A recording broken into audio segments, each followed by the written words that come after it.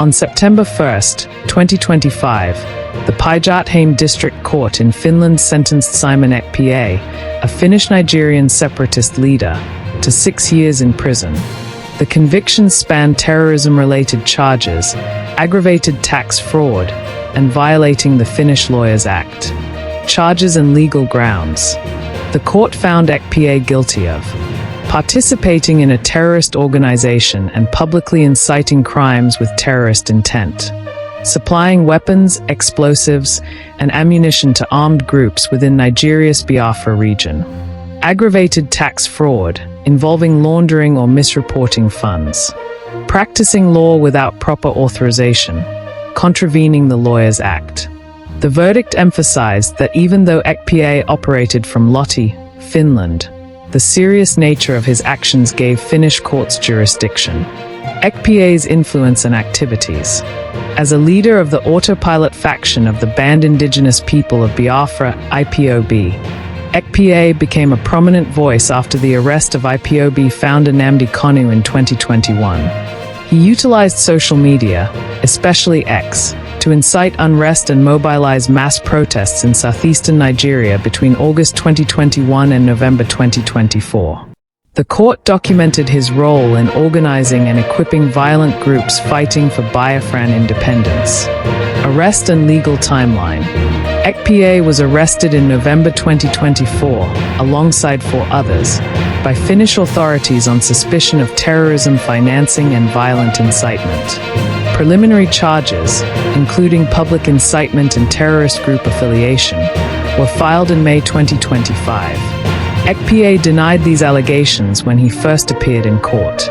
The trial hearings, held between May and June 2025, ultimately led to this verdict. Nigeria's reaction.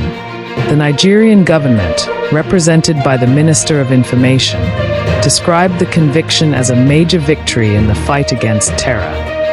Meanwhile, IPOB's mainstream faction led by Nnamdi Kanu swiftly disowned Ekpa, asserting he was never legitimately affiliated with their movement. Historical and societal context. IPOB and other secessionist groups seek to revive Biafra, a short-lived independent state from 1967 to 1970 whose attempt at independence triggered a devastating civil war, claiming over 3 million lives. AP News, Euronews. Under Ekpa's leadership, the sit-at-home protests intensified, periodic shutdowns that contributed to fatalities and inflicted severe economic damage. Recent estimates attribute around 700 deaths and a staggering 7.6 trillion Nigerian nairas, $4.8 billion, economic loss to these disruptions. Appeals and next steps. The sentence is not final. Ekpa has the option to appeal to a higher court in Finland.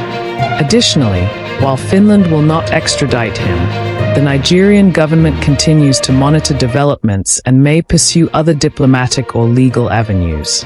Significance and broader implications. Implication highlights how individuals abroad can significantly impact domestic conflict dynamics. Affirms that foreign nations can prosecute terrorist-related actions, even when conducted remotely. Signals to transnational agitators that international accountability is possible. Offers reassurance to Nigerians affected by Ekpa's campaigns and sit-at-home campaigns. Final reflection. Simon Ekpa's sentencing marks a pivotal moment in Nigeria's struggle with separatist violence.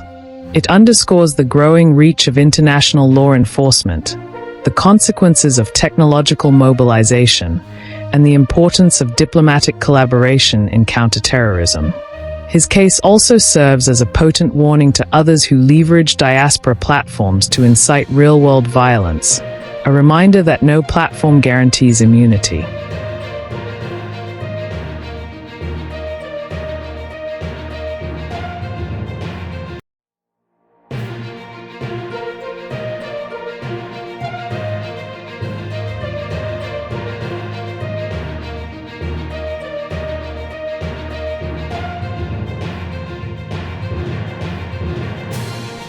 Thanks for watching. If you enjoyed this update and want to stay informed with fast, reliable news, Don't forget to subscribe to Newsflash 360. Hit the notification bell so you never miss a story. Your next headline is just seconds away.